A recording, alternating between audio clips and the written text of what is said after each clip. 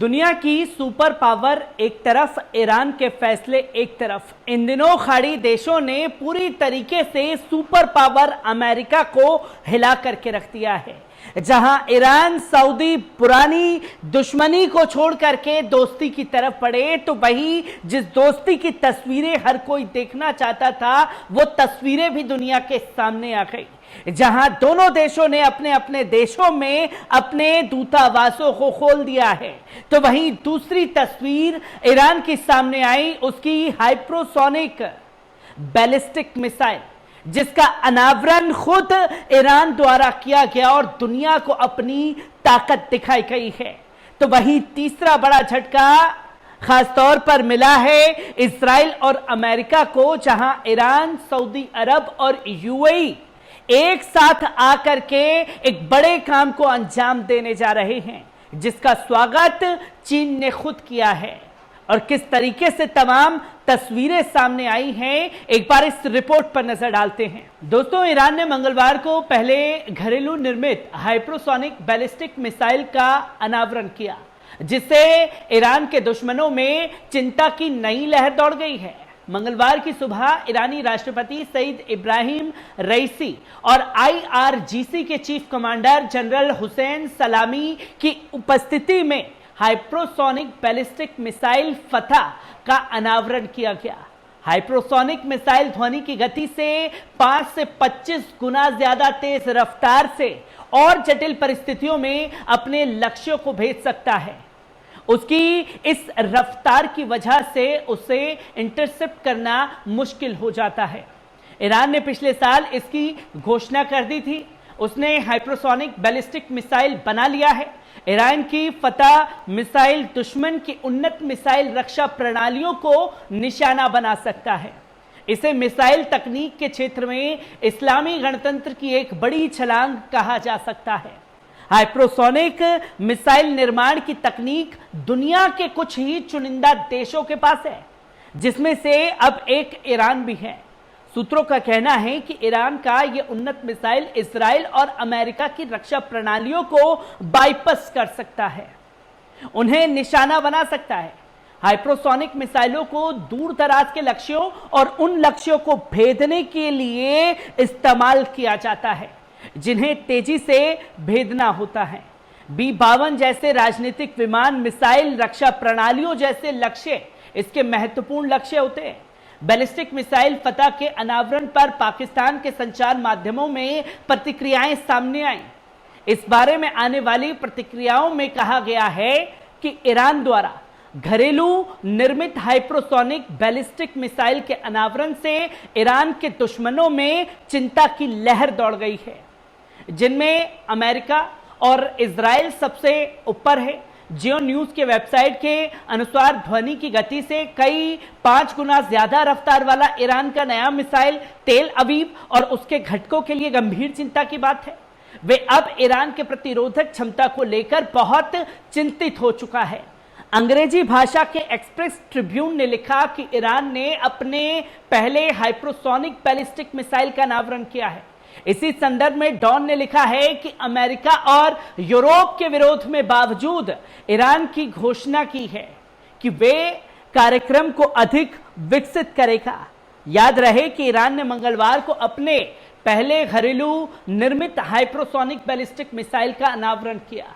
यह मिसाइल ध्वनि की गति से भी तेज रफ्तार से जटिल परिस्थितियों में अपने लक्ष्य को भेज सकती है।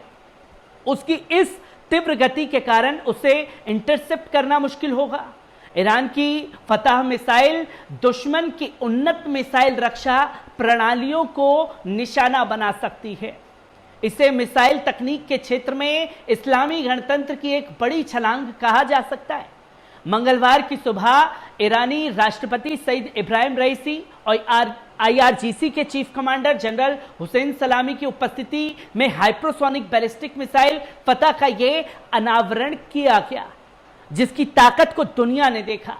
आपको बता दें कि चीन ने ईरान, सऊदी और संयुक्त अरब अमीरात के गठबंधन का स्वागत किया है, जिसमें तस्नीम समाचार एजेंसी की रिपोर्ट के अनुसार चीनी विदेश मंत्रालय के प्रवक्ता वांग वेनबिब ने कहा कि बीजिंग क्षेत्र को सुरक्षित करने के लिए ईरान, सऊदी अरब, संयुक्त अरब अमीरात और क्षेत्र के कुछ अन्य देशों के बीच एक संयुक्त नौसैनिक बल की स्थापना का समर्थन करेगा। जहां चीनी विदेश मंत्रालय के प्रवक्ता ने कहा कि मध्य पूर्व में फोर्स खाड़ी क्षेत्र में शांति और स्थिरता बनाए रखना, क्षेत्रीय देशों और जनता के कल्याण और हित और विश्व शांति बनाए रखना, विश्व अर्थव्यवस्था के विकास को मजबूत करने और ऊर्जा प्रदान करने के लिए बहुत जरूरी है। उन्होंने कहा कि चीन संघर्षों को सुलझाने और बातचीत और परामर्श के माध्यम से अच्छी पड़ोसी नीति सुधार करने के लिए क्षेत्रीय देशों का समर्थन करता है। चीनी विदेश मंत्रालय के प्रवक्ता ने कहा कि बीजिंग क्षेत्रीय शांति और स्थिरता को बढ़ावा देने में सकारात्मक और रचनात्मक भूमिका भी निभाएगा।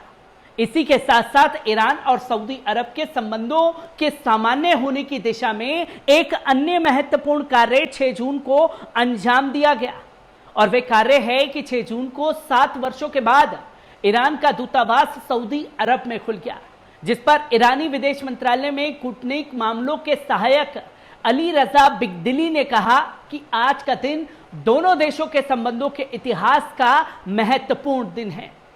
इस बात से हमें बड़ी खुशी है कि आज हम अपने दोस्त व भाई देश सऊदी अरब में हैं। उन्होंने कहा कि ईरान और सऊदी अरब के राष्ट्रीय ध्वजों के एक दूसरे के देशों में फहराने की द्विपक्षीय सहकारिता अपने शिखर पर पहुंच जाएगी। सऊदी अरब में ईरान दूतावास का दोबारा खुलना एक महत्वपूर्ण कार्य भी है और यह कार्य 10 मार्च को चीन में बीजिंग की मध्यस्थता से ईरान और सऊदी अरब के मध्य होने वाले समझौते का परिणाम होगा।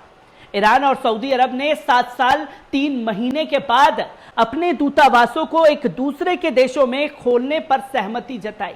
इसके बाद 6 अप्रैल को दोनों देशों के विदेश मंत्रियों ने एक दूसरे से मुलाकात की थी और मुलाकात के बाद एक संयुक्त विज्ञप्ति जारी की थी, जिसमें द्विपक्षीय संबंधों में विस्तार की दिशा और मौजूद रुकावटों को दूर करने का बल दिया गया था।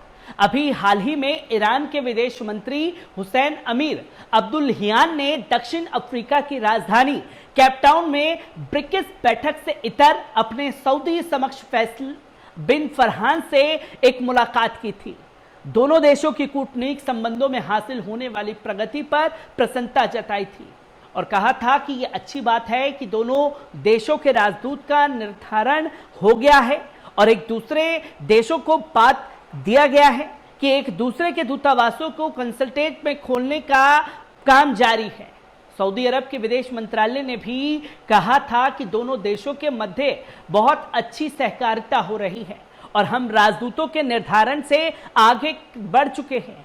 इसी प्रकार उन्होंने कहा कि ऐसी दिशा में आगे बढ़ रहे हैं जो दोनों देशों के हितों को पूरा करने वाला हो और इसी प्रकार वे पूरे क्षेत्र के हित में हो। ईरान और सऊदी अरब के मध्य संबंधों का सामना व अच्छा होगा और अमेरिका और इजराइल को बिल्कुल अच्छा नहीं लग रहा है, क्योंकि तनाव उत्पन्न करना, विशेषकर इस्लामी देशों के बीच फूट व मतभेद डालना उनकी नीति का भाग है और उनके बीच मतभेद डालने में ही वे अपने हितों को निहित समझते हैं।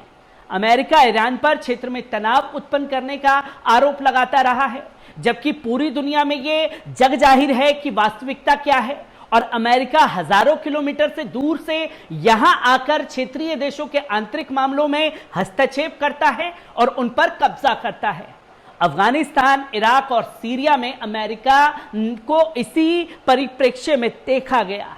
बहरहाल ईरान और सऊदी अरब के मध्य संबंधों का सामान्य होना जिस तरह से न केवल दोनों देशों बल्कि पूरे इस्लामी जगत में हित में है, उसी तरह से ये संबंध केवल अमेरिका और इजराइल बल्कि वर्चस्ववादी देशों के हितों के खिलाफ भी है, जो कि अमेरिका यानी कि सुपर पावर को नागवार गुजर रहा है। हर एक तस्वीर को आप लोगों के साथ साझा करता रहूंगा। दीजिए इजाजत, शुक्रिया।